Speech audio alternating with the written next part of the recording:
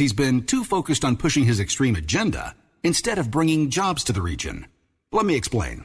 Chris Chung voted against the $205 million needed for our South Shore expansion and against incentives to help grow a local data center into a $200 million tax revenue generating campus. And when it comes to law and order, Chris Chung voted against raises for the state police. Let's vote no to Chris Chung. But we can vote yes for a conservative who knows how to bring jobs to Northwest Indiana. Hal Slager. Hal is endorsed by the Indiana Small Business Association PAC because Hal is an effective leader and a proven advocate for the hardworking families of the region. Hal Slager supports the police and is endorsed by the Indiana State Police Alliance PAC. Hal Slager is the solid conservative who shares our values. Vote Hal Slager for state representative on or before Tuesday, November 3rd. Paid for by the committee to elect Hal Slager. Get the best sleep of your life. Helix makes personalized mattresses to fit your unique body type and sleep preferences. Go to helixsleep.com and get up to $200 off during their holiday sale. 8:38. Jim Talamonte is along to give us an update in the Team Hochberg Traffic Center. The major traffic story this morning is southbound 53. A major wreck has caused huge delays from Euclid down to before Beesterfield. All but the two left lanes are blocked because of this. It's quite a nasty wreck. At least 3 vehicles involved. Northbound, there's a fairly brief Capers delay from Devon to Beesterfield. Southwest side, back of the arch, there's a house fire reported 49th and Horn. The Edens Expressway, drive time is 15 minutes like Cook to Montrose. The Kennedy, travel time's coming down 28 minutes from O'Hare, quicker than the Express by just a little. Eisenhower, 31 minutes from 390. Stevenson, 33 minutes from 355. And Ryan, 20 minutes from 95th. That's traffic. I'm Jim Talamonte on AM 560 The Answer. Chicago's Morning Answer continues next. Chilly in your forecast. Few clouds, high 45. 32 at O'Hare. Next news coming up at 9, Chicago's Morning Answer with Dan and Amy continues next on AM 560, The Answer. Listen to AM 560, The Answer, online at 560theanswer.com, on the AM 560 mobile app, and your Alexa-powered smart speaker, on TuneIn, iHeart, and radio.com.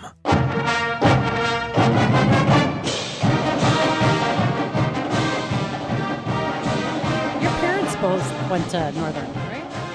My parents both went to Northern Illinois. That is correct. Mine went to Purdue. Woohoo!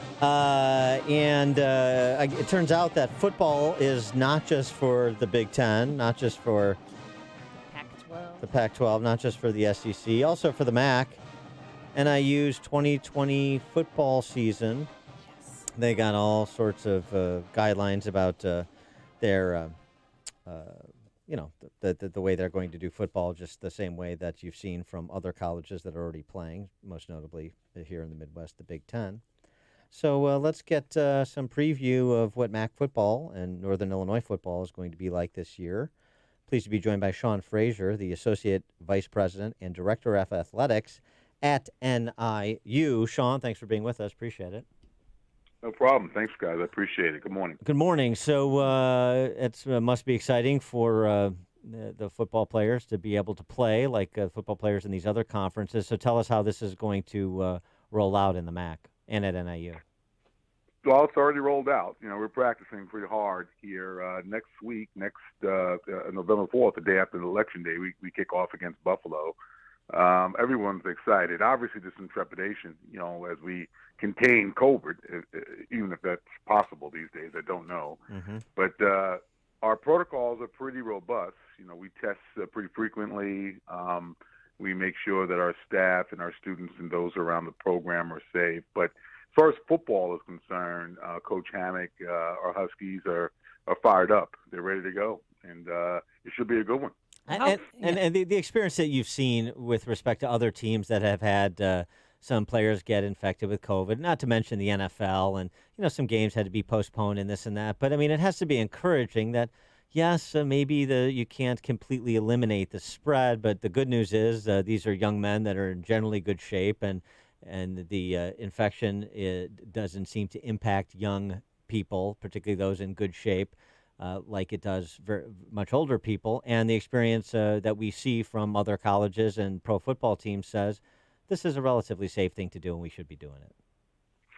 Yeah, I'm not going to going to comment on the on COVID because I'm not a doctor, but I do know that what you just said, we've mitigated the risk, right? By the testing and the rapid testing and the ability to get back a result immediately has changed the game. Because again, as we're watching folks who get infected, we're finding out, we're able to quarantine, isolate. So yeah, there's a lot of things we still do not know about COVID. But as far as our ability to kind of isolate it and protect and prevent the spread, I think we're really good there. So some of our kids, I don't want to say that it's fine to do this totally in the sense that people have opted out and everything else, but we feel really comfortable based on our medical professionals and their recommendations. Yeah, because before there was so much fear, and one of the reasons why the Big Ten didn't want to have a season was because they thought COVID affected the heart. And then more research realized, no, that's not the case in kids in this age group. Are you going, speaking of the Big Ten, are you going to be allowing fans into the stands? No, we are not. So no fans. What about cheerleaders or the band? Anything? No. At this what point about in time, what about my dad? He's an alum. Can we sneak him in the tunnel? What do I have to write? Give me the number. What's the check I got to write? Yeah. Well, no. Unfortunately, we're allowing the families, both the players and opposing team, and that's about it based on our recommendations of our Department of Health here in DeKalb. We've got some restrictions. You said some people have opted out. Are you talking about on NIU? Have you had players opt out? Yes. We have, and that's based on a serious situation, maybe not necessarily due to COVID, but just in general, length of season time, et cetera, things like that. Yes. I see. And not only basketball or football, but you've got basketball and you've got girls volleyball. Are you going to allow fans into any of those? Yeah, so those have been moved already to the spring. The NCAA has moved the championships to the spring semester, so they will not be going on. The only sport that's going on at this point in time is football. And how is this impacting recruiting, particularly when you have states like Illinois, where I think you get a good percentage of your players where high school football is not happening? Recruiting is what it is. People are excited, like you said. Most of our folks around the Chicagoland that we recruit, obviously we have out-of-state kids as well. That has not stopped, and it's not hurt us at all. People realize that this is a pandemic; they get it, and our recruiting has gone. Quite frankly, it's gone fantastic. To be perfectly honest with you. Oh, well, that's good. That's good. It has all the protocols, the decisions on things like fans in the stands. Is this being made collaboratively with the other colleges and teams in the MAC, or is this sort of an individual university, individual state type of decision? No, well, it is individual for state because we have schools in Ohio, Michigan, New York, Indiana. So each state, each individual Department of Health will make that call. Mm-hmm. So in our region here in DeKalb, we work with obviously with the state, with the governor, and then obviously with the DeKalb Health Department. And you're right, some folks are not allowing anyone, and I mean not even fans, parents of the students, and then some are allowing maybe the band and cheer in. So we're all over the place as far as MAC schools. And okay, so give us the prospect on NIU football. Is this going to be? How does the team measure up against the rest of the conference? Yeah, you know what? I'm really optimistic about it. We've got a lot of young players, right? We've got some seasoned veterans. Not to give all my hand away, but I really feel comfortable with our speed, size, and our ability to continue our tradition along. So we want to be underneath the radar a little bit, but I'm very, very optimistic about what I see offense, defense, and special teams right now. They look good. And I'm sure it helps with recruiting because AM 560 is the home of the Huskies, right?